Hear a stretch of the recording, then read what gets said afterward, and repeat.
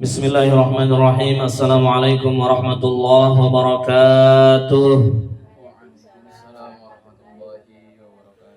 Alhamdulillahirabbil alamin wassalatu wassalamu ala asyrafil anbiya'i wal mursalin sayyidina wa maulana Muhammadin wa ala alihi wa sahbihi wa man tabi'ahum bi ihsanin ila yaumiddin, amma ba'd. Para jamaah yang dirahmati Allah Subhanahu wa taala, untuk mempersingkat waktu, marilah sama-sama kita membaca surah An-Nazi'at. 1 2 3. A'udzu billahi minasy syaithanir rajim. Bismillahirrahmanirrahim. Wan-nazi'ati gharqa والناشطات نشطا والسابحات سبحا فالسابقات سبقا فالمدبرات أمرا يوم ترجف الراجفة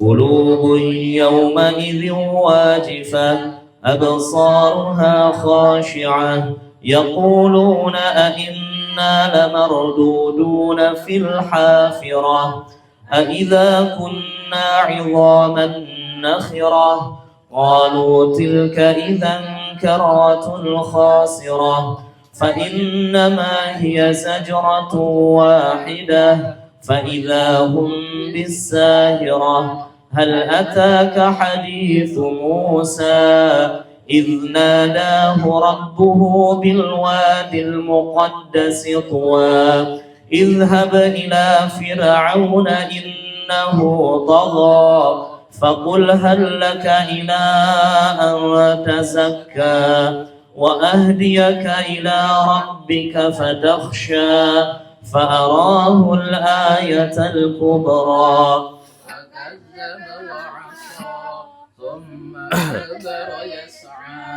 فحشر فنادى فقال أنا ربكم الأعلى فأخذه الله نكال الآخرة والأولى إن في ذلك لعبرة لمن يخشى أأنتم أشد خلقا أم السماء بناها رفع سمكها فسواها وأغطش ليلها وأخرج ضحاها والأرض بعد ذلك دحاها أخرج منها ماءها ومرعاها والجبال أرساها متاعا لكم ولأنعامكم فإذا جاءت الطامة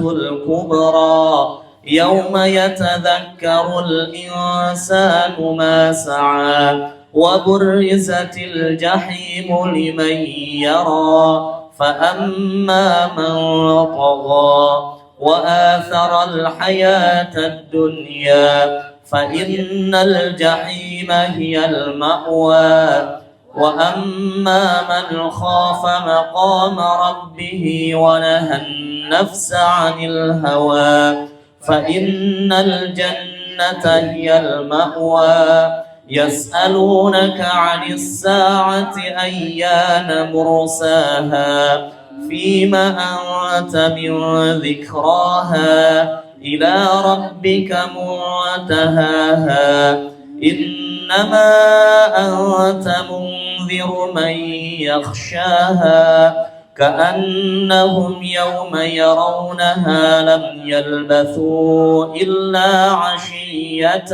أو ضحاها. Alhamdulillah, kita sudah membaca surah An-Nazi'at. Minta satu orang untuk membacakan terjemahannya. Silakan, siapa? Mas Sekar, silakan, boleh. 46 ayat. Silakan.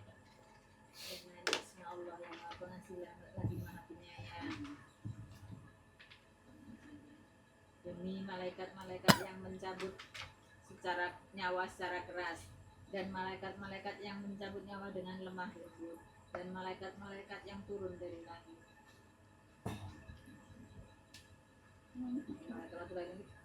Dengan cepat, dan malaikat-malaikat yang mendahului dengan kencang, dan malaikat-malaikat yang mengatur urusan-urusan dunia. Sesungguhnya kamu akan dibangkitkan pada hari ketika tiupan pertama menggoncangkan alam. Tiupan pertama itu diiringi oleh tiupan kedua. Hati manusia pada waktu itu sangat takut, pandangannya tertunduk. Orang-orang kafir berkata, apakah sesungguhnya kami benar-benar dikembalikan kepada kehidupan yang semula? Apakah akan dibagikan juga apabila kami telah menjadi tulang berulang yang hancur lumat? Mereka berkata, kalau demikian adalah suatu pengembalian yang merugikan. Sesungguhnya pengembalian itu hanyalah dengan sekali tiupan saja. Maka dengan serta-merta mereka hidup kembali di permukaan bumi. Sudahkah sampai kepadamu wahai Muhammad Shallallahu Alaihi Wasallam tentang kisah Musa? Tatkala Tuhannya memanggilnya di lembah suci di lembah tua. Pergilah kamu kepada Fir'aun, sesungguhnya ia telah melampaui batas. Dan katakanlah kepada Fir'aun, adakah keinginan bagimu untuk membersihkan diri dari kesesatan? Dan kamu akan aku tunjukkan ke jalan Tuhanmu supaya kamu bertakwa kepadanya. Lalu Musa memperlihatkan kepadanya mukjizat yang besar. Tetapi Fir'aun mendustakan dan mendurhakai. Kemudian ia berpaling seraya berusaha menantang Musa. Maka ia mengumpulkan pembesar-pembesar lalu berseru memanggil kaumnya. Seraya berkata, akulah Tuhanmu yang paling tinggi. Maka Allah mengazabnya dengan azab di akhirat maupun azab di dunia. Sesungguhnya yang demikian itu terdapat pelajaran bagi orang yang takut kepada Tuhannya. Apakah kamu yang lebih sulit penciptaannya, ataukah langit Allah telah membinanya? Ia telah meninggikan bangunannya, lalu menyempurnakannya, dan dia menjadikan malamnya gelap gulita dan menjadikan siangnya terang benderang. Dan bumi sesudah itu dihamparkannya. Ia memancarkan mata air di bumi tersebut dan menumbuhkan tumbuh-tumbuhan. Dan gunung-gunung dipancangnya dengan teguh. Semua itu untuk kesenanganmu dan untuk binatang-binatang ternakmu. Maka apabila malapetaka yang sangat besar hari kiamat telah datang, maka pada hari itu manusia teringat terhadap apa yang telah dikerjakannya di dunia. Dan diperlihatkan neraka dengan jelas kepada setiap orang yang akan dimasukkannya. Adapun orang yang melampaui batas dan lebih mengutamakan kehidupan dunia, maka sesungguhnya nerakalah tempat tinggalnya. Dan adapun orang-orang yang takut kepada kebesaran Tuhannya dan menahan diri dari keinginan hawa nafsunya, maka sesungguhnya surgalah tempat tinggalnya. Orang-orang kafir bertanya kepadamu Muhammad Sallallahu Alaihi Wasallam tentang hari berbangkit, kapankah terjadinya? Katakanlah bahwa kiamat bukan urusanmu untuk menerangkan waktunya. Kepada Tuhanmu lah urusan ketentuan waktunya. Kamu hanyalah pemberi peringatan bagi siapa yang takut kepadanya tentang hari berbangkit.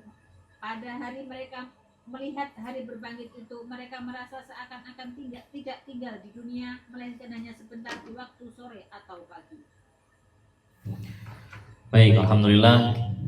Terima kasih Muhammad Sekar sudah membacakan terjemah dari surah An-Nazi'at. Secara umum kita sudah tahu ya tentang isi surah An-Nazi'at ini, dan kita coba untuk memperdalam, mentadabburi surah An-Nazi'at ini ya, yang mana mudah-mudahan bisa meresap ke dalam hati kita, dan juga Allah berikan taufik kepada kita untuk bisa mengamalkan isi surah An-Nazi'at ini. Amin ya rabbal alamin. Ini yang paling penting sebetulnya Bu ya, dalam membaca Al-Quran, bagaimana kita bisa terinspirasi dari ayat-ayat yang kita baca tersebut. Bapak Ibu yang dirahmati Allah Subhanahu wa taala, ini pembahasan secara umum ya, poin-poin umum ya, dan hikmah-hikmah secara umum. Pokoknya beres nggak beres, satu kali pertemuan selesai gitu Bu ya. Mudah-mudahan tidak mengurangi keberkahan ya dari membahas surah An-Nazi'at ini. Baik, Bapak Ibu, apa kira-kira yang tergambar dari surah An-Nazi'at ketika ibu-ibu tadi mendengarkan terjemahannya itu? Tentang apa di situ ada? Sakaratul maut dan kiamat. Sakaratul maut, kemudian juga apa lagi? Hari kiamat, terus kesombongan Fir'aun ya. Kemudian apa lagi tuh? Kembali lagi tanda-tanda kebesaran Allah disebutkan ya, gunung, langit ya, apalagi tuh? apalagi dan lain sebagainya ya. Jadi secara umum bisa kita bagi berapa nih? 4 atau 5 lah ya. 4 atau 5 judul besar. Pertama adalah tentang tugas malaikat ya, tugas malaikat. Jadi wan naziat itu kecenderungannya adalah tentang tugas umum para malaikat ya. Bagaimana malaikat melakukan tugasnya yang telah diperintahkan oleh Allah, tidak pernah bermaksiat dan tidak pernah mengeluh atau menentang perintah Allah. Kemudian yang kedua, pelajaran umumnya itu adalah tentang yauma tarjufur rajifah. Itu apa? Pada hari di mana apa ya? Tentang hari kiamat ya. Kiamat itu terjadi. Bagaimana orang-orang kafir ketika itu yang tadinya tidak percaya ya ternyata terjadi. Makanya ada di ayat berapa tuh? Inna yaquluna inna lamarduduna fil hafirah. Emang kita bakalan dikembalikan lagi kepada bentuk asli kita yang sudah hancur tulang belulang gitu ya. Jadi tentang apa ini ya? Pengingkaran orang-orang kafir atas adanya hari kebangkitan gitu ya. Kemudian dilanjutkan dengan pembangkangan atau kesombongan Firaun. Itu yang ketiga. Nah, itu sudah sampai Ain tuh ya, ada 3 judul besar. Ada 3 judul besar. Kemudian setelah itu tadabbur alam ini ya, terkait bagaimana Allah menciptakan segala sesuatunya itu penuh dengan hikmah dan manusia diperintahkan untuk bisa memperbanyak bersyukur, intinya ke sana ya. Berarti tentang apa berarti kalimat bagusnya ya, tadabbur alam semesta lah gitu ya, tadabbur alam semesta. Dari ayat berapa tuh habis Ain tuh, inna fi dzalika laibratan liman yakhsha a'antum asyaddu khalqan amis sama banaha. Nah dari situ tuh ya.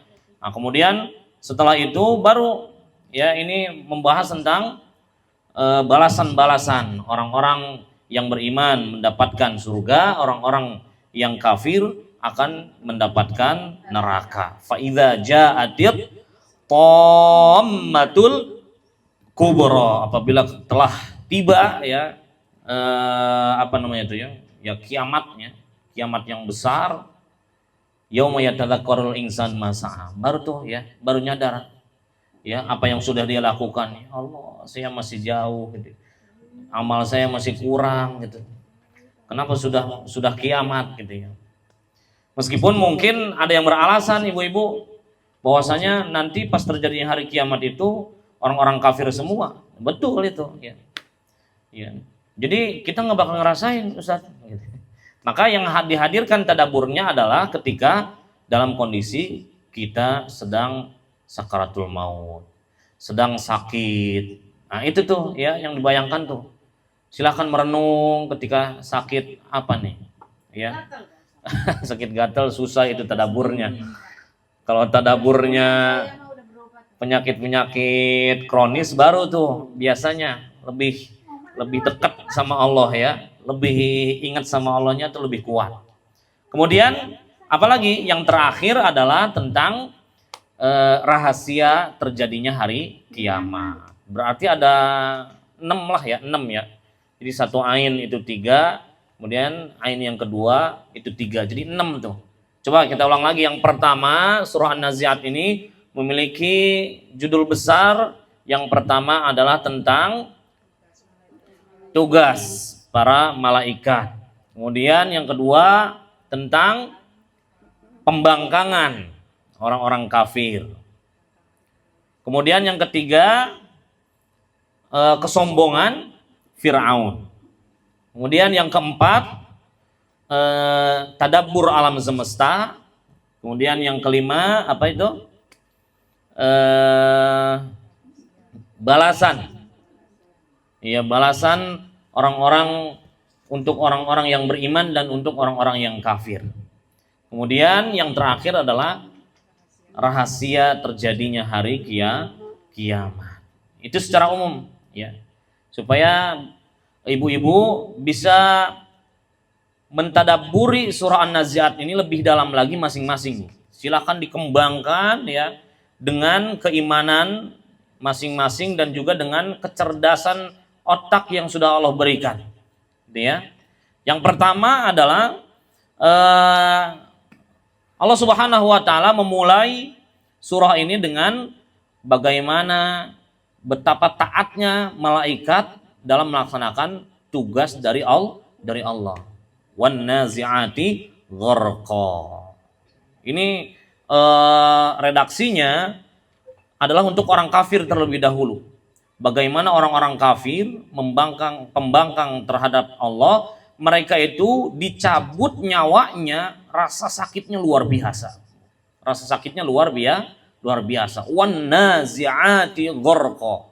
Jadi dicabut dengan sekencang sekeras-kerasnya. Tapi yang ayat keduanya untuk orang beriman, wan nasyitati nashta. Ketika dicabut dengan lemah lembut, ya. Ya meskipun dikatakan bahwasanya baik orang beriman maupun orang kafir, proses sakaratul maut itu tetap sakit, gitu ya. Tapi yang tentunya yang lebih sakit adalah mereka yang membangkang. Sakitnya bukan ketika sakaratul maut saja Ibu ya, tapi juga berkepanjangan, bahkan mungkin abadi selama-lamanya. Nauzubillahi min dzalik. Maka ya secara umum apa kira-kira pelajaran yang bisa kita dapatkan Bu dari ayat tentang tugas malaikat ini? Kalau kita pengen mulia, maka ikutin aja itu. Ya sifatnya para malaikat.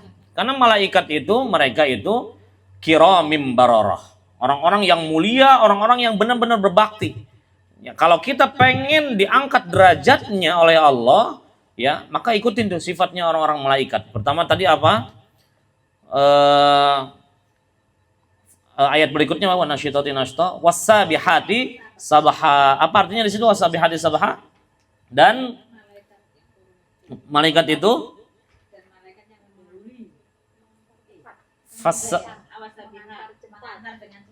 emang itu artinya? Malaikat yang turun dari langit dengan cepat. Wasabihati sabaha. Oh iya ya, yang cepat menunaikan tugasnya dengan mudah. Ya, berarti begitu tuh. Kalau kita punya tugas, punya kerjaan, maka jangan tunda-tunda. Jadi orang iya. Orang yang menunda-nunda kerjaan ya berarti kondisinya akan diturunkan derajatnya oleh Allah gitu ya. Dan itu terbukti Bu ya. Yang menunda-nunda kerjaan gitu ya, dientar-entar, maka dia akan tertinggal oleh mereka yang bekerja keras. Apalagi dalam suatu lembaga atau perusahaan, betul nggak Bu? Mereka yang bermalas-malasan akan cepat disingkirkan oleh orang-orang yang punya etos kerja tinggi, rajin, ya, kemudian juga menunjukkan loyalitasnya dan lain sebagainya. Mereka yang akan mendapatkan derajat yang lebih tinggi. Maka ikuti itu, ya. Semakin kita kerjanya itu rajin, satset, ya, dan tidak menunda amal atau pekerjaan, maka dia akan dimuliakan oleh Allah. Kemudian apa lagi? Fasabiqati sabqa. Ya ini sama juga, ya. Jadi yang bergegas melaksanakan perintah Allah dengan cepat. Fal mudabbirati amra. Nah ini nih yang mengatur urusan dunia. Lihat Bu, ya. Malaikat mah ngatur urusan dunia. Kita ngatur urusan rumah Bu. Tapi kayaknya tuh keluhannya banyak Bu ya. Ada aja yang harus diberesin tuh ini. Baru beberapa jam gitu ya. Kayaknya pengen rebahan gitu. Tiba-tiba suami pengen minta makan. Tiba-tiba anak pengen dicebokin misalkan yang punya anak kecil. Ya, dan lain sebagainya. Padahal baru ngurusin rumah, Ibu ya. Baru ngurusin satu rumah dan ini juga ukurannya nggak gede-gede amat gitu ya. Artinya ya kalau kita pengen terangkat derajatnya mulia ya, maka setidaknya amanah yang diberikan kepada kita dapat kita selesaikan dengan baik. Kalau bagi ibu rumah tangga berarti dalam urusan di dalam rumahnya itu baik. Artinya ya itu kan secara zahirnya Bu ya. Rumah itu bersih, kemudian juga tertata rapi. Tapi secara batinnya itu juga penting, Bu. Bagaimana rumah itu bisa tercipta komunikasi yang baik, Bu. Biasanya ini nih, ya. Nggak tahu kenapa itu ya, banyak setannya kali ya. Kalau misalkan ngobrol sama suami atau istri itu kayaknya seadanya gitu ya. Setannya masih Pak Ustadz. Apa? Emosi mulu. Capek Pak Ustadz sekarang. Iya, iya betul ya. Posisi HP menggantikan seorang suami. Begitupun suami. Peran istri, Ya. peran anak. Semakin komunikasi semakin berkurang. Maka ayo kita perbaiki, Bu ya. Demi kita juga, demi diri kita sendiri sebetulnya ya. Supaya hati kita tuh seneng gitu kalau ke rumah itu ya. Hati kita itu senantiasa ya dirindukan lah oleh anak-anak, oleh suami gitu. Awalnya sih saya yakin dari komunikasi, Bu, semuanya itu ya. Komunikasi apa baiklah, udah pokoknya penting ngobrol gitu ya. Mudah-mudahan suami dapat hidayah gitu ya. Dapat hidayah dalam artian pengen merhatiin gitu. Oh iya begitu. Kalau pengen ngobrol itu karena dia kan nggak kuat itu cerita gosip. Gak pengen ngobrol. Orang tidur. Iya. Jadi ada itunya lah gitu. Komunikasinya itu efektif dan banyak gitu, banyak komunikasinya tuh, Bu. Ya. Dan itu harus dilatih terus pasti. Mungkin ada konsletnya gitu ya. Tiba-tiba emosi ngobrolin masalah dapur, keuangan, terus jadi emosi lagi gitu. Intinya Pak Ustadz, sebenarnya kalau mama itu tadi sabar tadi, kalau bapak-bapak Sabar. menunda.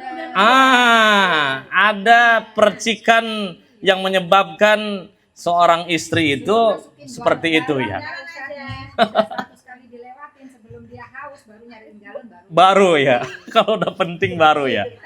Iya, betul. 2 kali. Iya. Tuh, kalau nggak dikerjakan Iya. ini udah emosi. Gimana Jadi cara salah. emosi? Jadi saling itu ya. Ya enggak. Yang belum apa namanya, Bu? Saya aja semua. Saling apa namanya? Saling memahami itu ya berarti ya. Saling memahami tugas masing-masing. Nggak jalan, Ustaz. Iya. Kak, sore tadi jam 5 aku harus ngamuk dulu. Harus dikasih tahu dulu ya. Gara-gara panel rubuh. Wah, iya kemarin panelnya rubuh. Dirubuhin lagi Pak Ustaz tadi mana. Oh, gitu. Bener-bener ini. Sampai aku males masak. Harus ada rapat secepatnya, rapat mendadak ini. Akhirnya satu dia ke rumahnya Mbak Wapi. Ambil pintu-pintu tak blokin. Akhirnya setengah 6 kelar deh. Ada di belakang di blok B itu, iya kan? Belakang aula. Iya. Yang 2 dirubuhin bocah, Oke. yang 1 kena angin. Ya kembali lagi lah, mudah-mudahan kita punya suami atau istri rumah tangga semakin hari itu semakin ada solusinya untuk merekatkan kembali komunikasi yang baik, Bu ya. Itu yang paling penting, Bu ya, komunikasi yang baik. Karena apa? Jadi takut nikah ngeliatin mak sekar yang amukan. Iya. Tapi Pak Ustaz ntar cari istrinya pokoknya yang lemah lembut. Pasti semuanya sesuai dengan porsinya lah. Iya. Dia jangan tipe-tipe begini ya Pak Ustaz. Nah, soalnya tipe suami saya tuh rebutan bagi saya. Iya. Jadi kita harus yang cuer gitu. Kalau katanya kalau ada botol itu ya tutupnya yang sesuai ya gitu. Masya Allah. Baik ya, kita lanjutkan. Kemudian ayat berikutnya yaitu tentang tadi apa? Pembangkangan orang-orang kafir. Bagaimana diawali dengan betapa dahsyatnya hari kiamat itu akan terjadi. Ya bumi itu pasti hancur, ya manusia ketika itu pasti ya seperti yang di surah Abasa kemarin itu mereka udah lupa segala-galanya itu ya. Dan yang paling menakutkan itu apa Pak Bu kira-kira? Amalan itu pasti yang paling menakutkan ketika itu. Udah kagak bakalan dipikirin lagi itu aset-aset dunia itu ya. Pasti amalan yang akan dipikirkan. Nah, makanya apa kira-kira hikmahnya ini yang bisa kita ambil dari pembangkangan orang-orang kafir ini? Kita harus melatih diri kita, Bu ya, agar terus teringat dengan kematian ketika akan melakukan dosa. Itu Bu ya. Harus ingat-ingat ya, dosa kecil. Oh ya Allah. Bentar lagi mati saya gitu ya. Saya udah banyak penyakitnya gitu. usia saya udah apa ya, udah mendekati apa ya, habislah ibaratnya gitu ya. Hingga akhirnya apa? Itu bisa menetralisir ya perilaku yang bisa mungkin akan menjerumuskan kita kepada dosa. Dan ingat terus ketika kita akan melakukan kebaikan atau keburukan, Bu, ingat balasannya, Bu. Begitu ya. Ingat balasannya. Kalau kita ingin melakukan keburukan, kalau di dunia nggak dibalas, itu pasti di akhirat dibalas. Dan itu harus apa ya? Harus terbesit terus di dalam hati dan juga pikiran kita. Ya Allah, enggak. Apalagi yang punya anak begitu kan ya. Biasanya kan sedikit terhalang gitu ya, atau sedikit menjadi rem buat seorang istri atau suami, seorang bapak gitu. Ya Allah, kalau saya ngelakuin begini, mungkin akan jadi karma buat anak saya. Kadang begitu, Bu ya. Itu menjadi apa? Menjadi modal penting ya ketika kita akan melakukan keburukan, akhirnya kita tidak jadi melakukannya karena ingat dosa, karena ingat balasannya. Mungkin itu ya pelajaran yang kedua itu. Jadi hidup kita tuh lebih hati-hati gitu, Bu ya. Lebih hati-hati. Mana nih ucapan kira-kira yang perlu dikeluarkan? Kemudian kalau dikeluarkan kira-kira ini bakalan berdampak negatif atau tidak, akan menyinggung orang lain atau tidak, dan lain sebagainya. Ya, jadi dipikirkan dulu baru diucapkan. Kemudian yang ketiga tentang kesombongan Fir'aun. Dan ini menjadi simbol kesombongan manusia, Bu ya. Jadi kalau kita sedang sombong, maka ingat-ingat Fir'aun, ya. Bagaimana balasan terhadap Fir'aun? Hal ataka hadithu Musa, ya. Apakah tahu engkau tentang kisahnya Nabi Musa? Nah, ini di dalam juz Amma baru surah An-Nazi'at, Bu ya, yang menceritakan tentang cerita para nabi. Betul apa enggak, Bu? Maksudnya secara jelas gitu. Kan ada di surah Asy-Syams itu ceritain tentang untanya Nabi Soleh. Kemudian tentang kaum Ad, ya, kaum siapa lagi tuh? Kaum Tsamud, ya kan? Tapi ini ada rinciannya nih. Ya, seperti ciri khasnya di dalam surah-surah Madaniyah. Sebetulnya ini ciri khas surah-surah panjang, Bu. Kalau ada kisah-kisah begini tuh, ceritain. Kayaknya di surah An-Nazi'at doang. Ini kayaknya ya. Tentang kisahnya Nabi itu di surah An-Nazi'at doang. Coba diingat-ingat, Bu. Saya pernah nyampein tentang kisah berurutan seperti ini, ada nggak? Nggak ada ya. Setahu saya ini baru surah An-Nazi'at doang, menceritakan tentang kisahnya Nabi Musa, dan kisahnya Bani Israel itu mendominasi sekali Bani Israel. Kira-kira pernah nggak merenung, Bu, kenapa Bani Israel itu yang dijadikan percontohan buruk bagi orang-orang beriman? Apa kira-kira? Ya silakan direnungkan sendiri. Ya mungkin salah satunya adalah bahwa orang-orang Bani Israel itu ya, dia memiliki karakteristik yang sangat mungkin dilakukan oleh kita, Bu. Gitu ya. Yang sangat mungkin dilakukan oleh kita. Dia misalkan berbicara tapi tidak sesuai amalannya. Gitu kan, Bu ya? Dan lain sebagainya. Kemudian selanjutnya bagian keempat nih. Ain yang kedua tentang tadabbur alam semesta. Ini ciri khas dari juz Amma, hampir semuanya ya. Surat-suratnya itu menceritakan tentang bagaimana Allah menciptakan langit, bagaimana Allah menciptakan bumi, menciptakan matahari, bulan, kemudian juga tumbuh-tumbuhan, gunung dan lain sebagainya. Sebagai apa? Sebagai bentuk rasa syukur ya bagi orang-orang beriman. Itu yang pertama ya. Ya banyak-banyakin rasa syukur lah, Bu ya. Meskipun mungkin banyak sabarnya kali ya.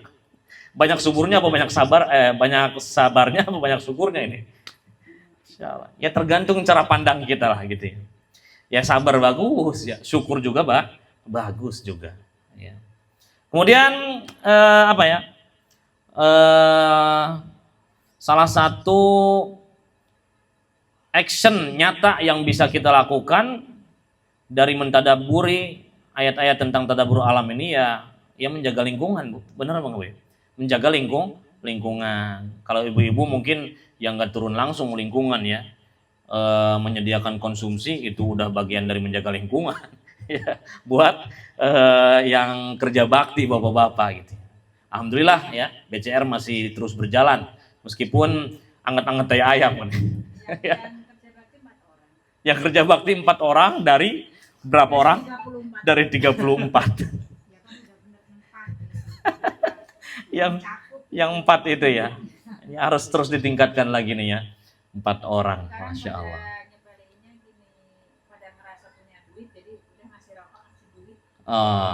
Iya betul. Tanpa dia sadar bahwa yang kerja bakti itu juga mengeluarkan duit dan mengeluarkan konsumsi. Wah, mengeluarkan tenaga, mengeluarkan waktu. Waktu itu mahal ya, betul. Dikiranya udah ngasih, udah kok ngasih duit, aku udah kok ngasih konsumsi begitu. Iya. Menurut saya pemikirannya terakhir itu ya. Iya, betul. Nggak taunya padahal yang tenaga itu dia istrinya mengeluarkan konsumsi juga. Iya. Makanya di dalam syariat itu ada jihad harta, jihad tenaga, jihad jiwa gitu ya. Kalau orangnya lagi 2 itu. Kerja, kalau saya itu nggak kenapa yang bikin terakhir saya bikin nangis tentang lingkungan saya sendiri itu ada. Oh, gitu. Dan ada itu bukan posisinya ada dia ngumpet dalam rumah enggak. Terang-terangan gitu, hadir itu ada ya. Enggak hadir tapi ngeliatin. Itu yang bikin saya langsung nangis. Seburuk itukah aku di mata mereka. Tetap husnuzon insyaallah. Ya mudah-mudahan cepat terselesaikan, apalagi itu urgen banget itu tembok gitu. Udah ya? Udah tadi Bapak waktu semua Bapak sekarang. Oh, baik. Udah mau kelar Pak Rahmat datang juga. Karena saya orangnya nggak mau nunda. Ini benar-benar udah ngelangkah bisa. Anak kecil. Iya, betul. Makanya ntar mau tak omongin ini. Sabar. Harus saset ya. Baik. Kita doakan teruslah, mudah-mudahan para warga ini semakin banyak yang sadar terhadap lingkungan ya. Karena manfaatnya itu kemaslahatannya untuk kita semuanya. Bapaknya itu masih anak-anak melompat masih ada suka. Sekarang udah mudah ya. Udah gini doang. Iya. Udah dikasih pintu bekas yang terpakai. Orang belakang mah kalau ngajak saya mah udah pada paham sebenarnya. Kalau diajak bakti kagak bakal nongol. Kalau diajak ngopi pasti nongol. Jadi ngajaknya ngopi aja dulu ya. Habis baru itu ke bawah itu kerja bakti. Baik, ibu-ibu ya. Biar lebih cepat nih pembahasan. 2 lagi tentang yang kelima Pelajaran yang kelima tadi apa? Pembalasan bagi orang-orang beriman, maka dia akan dijanjikan surga, maka bagi orang-orang yang kafir maka dia akan diancam dimasukkan ke dalam neraka Allah Subhanahu wa taala. Apa kira-kira pembelajarannya nih? Pembelajarannya? Konsekuensi. Iya ya. Berani berbuat, berani bertanggung jawab. Dia melakukan hal tersebut, maka dia pun harus siap dengan akibatnya tersebut. Dan itu sudah menjadi hukum kausalita, ibu-ibu ya. Menjadi hukum sebab akibat. Dia menanam baik, maka yang tumbuh pun akan kebaikan. Dia menanam keburukan, maka yang tumbuh pun akan keburukan. Meskipun mungkin pada prakteknya tidak semuanya begitu juga gitu. Padahal saya menanam kebaikan. Kenapa yang tumbuhnya seolah-olah seperti keburukan gitu ya. Dunia terbalik. Dunia menyilang kalau itu tuh, keburukan dibalas kebaikan. Betul sekali. Ya, makanya kuat-kuatin Bu kesabaran dalam ketaatan itu ya Allah. Kalau nggak ke bawah. Iya. Ya gimana lah caranya gitu ya. Yang penting kita itu selalu ingat konsekuensi atas kehidupan kita ketika di dunia. Ya, itu konsekuensi. Dan pengendalian diri, itu pengendalian diri. Kita harus punya pengendalian diri yang kuat. Orang yang punya kendali diri yang kuat itu berarti imannya juga kuat, Bu. Ya. Wah, itu kayaknya berat banget. Saya itu pengen mencaci maki orang tersebut gitu ya. Maka harus istighfar lebih banyak. Ya, ditahan betul-betul. Karena balik lagi Bu, yang namanya hati itu mudah sekali terbolak-balik Bu ya. Karena disebut hati, kolbun disebut al-qalb itu karena yataqallab. Sering sekali berbolak-balik. Sekarang ini kita beriman, bubaran dari sini bisa jadi kufur lagi, ya. Malam ini kita beriman, besoknya bisa jadi apa? Futur lagi, malas-malasan lagi. Begitu kondisi hati. Kalau kita tidak benar-benar meminta kepada Allah supaya diberikan keteguhan iman, maka akan dengan sangat mudah seseorang itu akan kembali lagi melakukan kekufuran atau perbuatan dosa. Pengendalian diri. Semakin kuat seseorang itu bisa mengendalikan diri, maka akan semakin kuat pula amal solehnya. Ya, itu silakan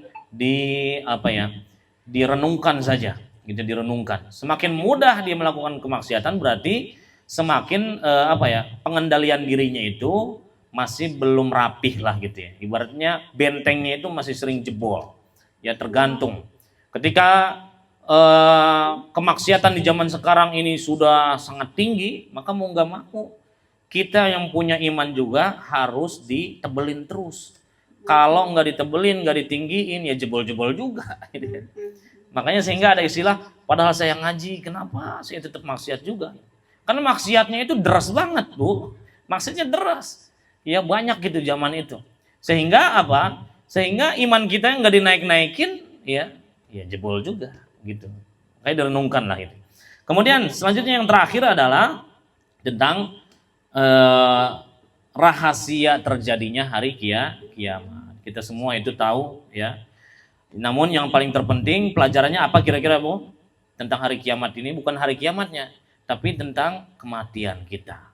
Seberapa siap kita ketika malaikat Israel sudah bertamu ke rumah kita. Ya, seberapa siap itu? Ya Allah. Aduh, ngeri lah. Ya, masih terlalu banyak dosa-dosa yang belum diampuni ya, masih terlalu banyak kesalahan-kesalahan yang belum kita sadari lah. Makanya pelajaran berikutnya jangan nunda-nunda taubat, jangan nunda taubat. Kalau misalnya kita mampu untuk memberikan nasihat kepada orang-orang yang mungkin sedang jauh dari Allah, maka lakukan Bu. Ya, maka itu kalau kita menjadi wasilah perantara dia bertaubat kepada Allah, itu akan menjadi modal berharga. Jadi jadi amal jariah buat kita. Ya. Jangan tunda-tunda taubat. Kalau kita melakukan kesalahan, kalau bisa hari itu diselesaikan Bu, gitu ya. Atau misalkan apalagi permasalahan dengan sesama manusia, usahakan dilatih terus diri kita. Emang semuanya butuh riyadhah Bu, nggak gampang gitu ya. Kadang mungkin misalkan yang paling ringan, saya ingin menghilangkan kebiasaan menggibah orang lain misalkan gitu Bu ya. Maka kita harus latih Bu. Itu berat banget. Asli itu berat banget ya, betul. Karena itu adalah bumbu-bumbu pembicaraan itu yang bisa menjadikan obrolan itu menjadi terasa nikmat. Karena itu salah satu isi dari suatu silaturahmi. Oh iya, dagingnya justru itu ya. Makanya kalau seandainya misalkan bisa kita latih itu Bu, misalkan kita diem, misalkan mungkin diem, atau ditanya kenapa nggak mau ngobrolin dia, saya bukannya sombong atau gimana, saya lagi melatih diri saya aja biar nggak gampang ngomongin orang gitu ya. Seenggaknya sehari itu sekalian gitu ya, sekali mungkin agak susah juga kali ya. Makanya dilatih terus ya. Perbuatan yang lainnya juga ya dilatih gitu. Misalkan dalam urusan yang paling minimal itu urusan sholat ya. Dalam urusan sholat, saya sesibuk apapun gimana caranya pokoknya saya pengen sholat aja begitu ya. Meskipun misalkan kita perjalanan ke Jawa Timur jauh gitu ya. Kalau saran saya kalau lagi latihan supaya sholat tepat waktu, maka kita mendingan berhenti gitu. Meskipun ada bonusnya gitu ya. Kalau kendaraan sendiri, iya betul. Itu kalau sananya sendiri itu bisa ya. Kalau pakai bis kan, iya. kalau posisi ke sana, zuhur jalan. Zuhur, habis zuhur ya? Enggak, sebelum kan jalan dari sini. Jadi makan zuhur di jalan. Zuhurnya di jalan. Oh iya. Enggak, setengah 11 sudah lah. Jadi kayak kita yang maksa harus sholat udah nggak bisa. Paling sampai kampung setengah 4 udah kodok di kampung. Iya. Tapi kalau dari sana ke sini Pak Ustadz bisa mesti zuhur pas makan. Oh gitu. Kalau saya Agak-agak dari repot ya. sini, itu pas. Jadi waktunya kita nyampe di tempat makan itu waktunya makan itu zuhur. Jadi kita sebelum nuker tiket, kalau makan kita nggak di apa ya, nggak dipasin gitu. Yang penting udah zuhur kita sholat dulu. Kalau makan kan bisa dibungkus. Iya. Kalau dari bis itu ada yang ngasih ituan, nggak harus dimakan di situ, bisa dibungkus. Tadi ganti Bisa, mie, ya. bisa. Ya dilatih terus lah Bu Ibu ya. Susah. Misalkan saya atau contoh lain, zikir. Itu ibu-ibu kalau mau latihan supaya terbiasa, itu harus punya waktu khusus Bu, gitu ya. Pokoknya jam habis subuh jam 5 sampai setengah 6 saya nggak mau ninggalin apapun itu. Misalkan itu gitu ya. Atau misalkan sebelum subuh, pokoknya setengah 4 sampai jam 4 itu khusus saya buat zikirnya tuh ini. Itu terus-terusan Bu, itu harus dilatih terus begitu. Kalau misalkan masih ngacak, ini mohon maaf Bu, kalau misalkan masih ngacak, itu seringkali amalan kita itu kita tinggalkan, gitu ya. Karena masih belum nempel, ibarat apa ya, ibarat debu mah belum benar-benar kerasa. Jadi setebal apa kebiasaan kita, maka itu yang akan menjadi modal penting kita. Apakah kita mungkin akan dimatikan dalam keadaan husnul khotimah atau suhul khotimah. Karena ingat ibu-ibu ya, yang Allah minta itu adalah konsisten, bukan banyaknya Bu ya. Konsisten. Seperti kita ngaji seminggu sekali ini konsisten gitu ya, termasuk konsisten. Bukan banyaknya, enggak harus sampai subuh, enggak. Ya, atau misalkan jam berapa enggak, tergantung kesanggupan. Nah, konsistensi ini yang akan menjadikan modal berharga kita akan meninggal dalam kondisi tersebut. Itu banyak makanya orang kenapa dia meninggal itu ketika azan, ketika sholat, karena dia konsisten Bu. Dia terus begitu ya, hingga akhirnya apa? Enggak ada celah buat dia gitu ya untuk melakukan hal yang lain, hingga akhirnya Allah berikan anugerah besar. Wah, itu paling mahal Ibu, ya Allah ya Rabbi. Ya karena dalam pandangan kita orang Islam kan itu sangat mahal sekali kan Bu ya. Kita konsisten terus ngaji saya ya, habis subuh atau habis maghrib terus ngaji meskipun cuma 5 menit tapi konsisten bagaimanapun caranya itu gitu ya. Meskipun misalkan ada tamu terhormat gitu ya, pokoknya minta izin bentar, ngaji dulu bentar biar konsisten. 5 menit aja udah ngaji 1 halaman selesai udah. Dan itu modal berharga seseorang bisa husnul khotimah. Itu rahasia besar itu orang-orang beriman tuh begitu. Mereka itu amalannya nggak banyak enggak, tapi terus-terusan sampai meninggal begitu. Gitu ya. Saya juga dikasih tahu ini sama orang jemaah tabligh ini begitu. Enggak apa-apa, konsisten aja antum. Ketika ngasih tahu apa? Pakai sorban, kalau sholat pakai sorban, kalau bisa bawa siwak. Itu dikasih tahu. Iya, soalnya ketika saya lihat bertahun-tahun beliau tuh kayak begitu terus, gitu ya.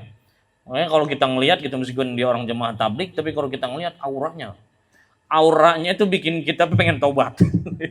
Pengen kita amal solehnya tuh kuat. Kalau ngobrol tuh pengennya yang benar-benar sama beliau tuh. Luar biasa kan? Itu udah kerasa dari apa ya? Dari secara fisik, secara zahirnya saja membawa kebaikan gitu. Membuat orang lain yang melihatnya itu terinspirasi untuk melakukan amal soleh. Dan yang kedua, usahakan ada amal soleh yang tersembunyi. Pokoknya semasa hidup Ibu ya, jangan ceritain udah. Apa itu? Kecil juga nggak apa-apa. Misalkan pokoknya saya mau suka sembunyi-sembunyi gitu ya, ngasih duit 500 perak gitu ya ke keropak masjid tiap hari begitu. Tapi dia berusaha nyembunyiin gitu. Cuma kalau masjid kemungkinan besar nggak bisa nyembunyiin lu. Karena apa? Karena ada banyak orang, ada CCTV, ketahuan. Ada tabungan itu Pak Ustaz. Apa? Tabungan itu kan nggak tahu punya siapa. Tabungan apa tuh? Itu celengan sebulan sekali diambil, sebulan sekali. Iya. Itu kan nggak tahu punya siapa. Itu bisa juga itu. Itu kan nggak ada nama. Pokoknya ada amalan yang dilakukan seperti itu. Kalau itu kan mungkin sebulan sekali gitu ya. Kecuali ibu-ibu ngasihnya ke kotak itu setiap hari tuh. Nah, setiap hari. Nah, itu bagus tuh. Ya, terus konsisten. Jadi jadikan amalan-amalan rahasia. Dan apapun itu, Bu ya.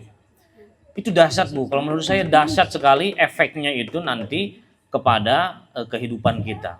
Ya, baik mungkin dari sisi duniawi apalagi akhiratnya gitu ya. Tapi yang paling penting kita lakukan aja dulu, Bu. Terus ya. Jangan sampai mungkin kita udah terkenal nih jadi apa ya? Jadi pembicara. Kadang suka keceplosan juga begitu ya. Saya sebetulnya punya amal rahasia, itu bukan rahasia itu. Karena diomongin gitu. Saya setiap hari jadi rahasia umum. Iya, jangan sampai seperti itu ya. Pokoknya udah jaga terus ya. Itu Bu yang membuat saya yakinnya itu kenapa ada jenazah-jenazah yang terus utuh Bu gitu ya. Padahal dia orang biasa gitu ya. Mungkin marbot masjid biasa, orang biasa ya, bukan ustadz dan lain sebagainya. Tapi kok ada jasadnya itu benar-benar utuh gitu ya. Ternyata apa? Terungkap gitu ya. Dia itu seneng banget ngasih sama orang-orang miskin gitu ya. Dia seneng banget terus tiap hari ngasih nasi bungkus lah ke siapa aja misalnya gitu. Dan lain sebagainya itu. Baru terungkap setelah beberapa tahun. Jasadnya itu apa? Enggak dimakan ulat sama sekali. Luar biasa ya. Itu rahasia amalan yang konsisten dan tersembunyi saya kira. Ya. Ya, kita masalah amal dia kita nggak tahu ya namanya. Iya. Dulu saya itu tahun 97 dia meninggal tuh. Terus tahun seberapa itu kakek saya meninggal, saya udah di sini, sekarang udah ada. Berarti kan udah dari 97, sekarang lahir 2016, kemungkinan kakekku tuh meninggal tuh 2017-an lah. Itu digalinya di samping makam almarhum ibu. Jadi kan ada 20 tahun ya. Anaknya kan yang dilahirkan, dia memang meninggal melahirkan. Jenazahnya masuk. Masya Allah. Dan kita nggak tahu amalan dia apa. Setahu saya dia orangnya biasa, memang dia pendiam. Diperlakukan seperti apapun sama suaminya, tidak dikasih duit pun dia. Iya. Itu makanya pas gali makam itu ada tukang galinya kan ada Pak Ustadz sebel apa gitu. Iya. Nanya, "Dok, umurmu berapa?" Sama yang dilahirin 20 tahun katanya. 20 tahunan ya. Masya Allah. Kain kafan sama rambut itu masih ada. Luar biasa ya. Itu dari situ. Luar biasa itu. Dimuliakan di dunia ya, juga dimuliakan di langit juga itu ya. Orang-orang hebat. Tapi ada tuh satu amalan yang dibuktikan oleh Rasul kepada ahli surga, yaitu orang yang selalu berprasangka baik kepada orang lain. Dia tidak pernah peduli dengan omongan orang lain, dan juga dia selalu benar-benar berbahagia dengan anugerah orang lain, gitu tuh. Itu sebetulnya mudah, tapi susah. Sebenarnya mudah tapi susah, gitu ya. Itu amalan yang biasa, cuma ternyata menjadi calon-calon kuat penghuni surga Allah Subhanahu wa taala. Ya, kembali lagi kepada diri kita ya, ibu-ibu, tetap bersabar ya dengan ketaatan. Kita semuanya tentu berharap bagaimanapun kondisi kita di dunia, pasti semuanya cita-cita kita itu berakhir dalam keadaan husnul khotimah. Maka sesibuk apapun ya pekerjaan kita, kemudian juga secapek apapun kehidupan kita, jangan pernah tinggalin amal soleh. Yang dua hal tadi itu, konsisten melakukan amal tersebut, dan pastikan kita memiliki amalan-amalan yang tersembunyi. Semoga Allah ridhoi setiap langkah kita, dan Allah anugerahkan kepada kita bisa masuk surga keluarga besar insyaallah. Amin ya rabbal alamin. Terima kasih banyak atas segala perhatiannya, dan mohon maaf atas segala kekurangan. Wal afu minkum. Wassalamualaikum warahmatullahi wabarakatuh.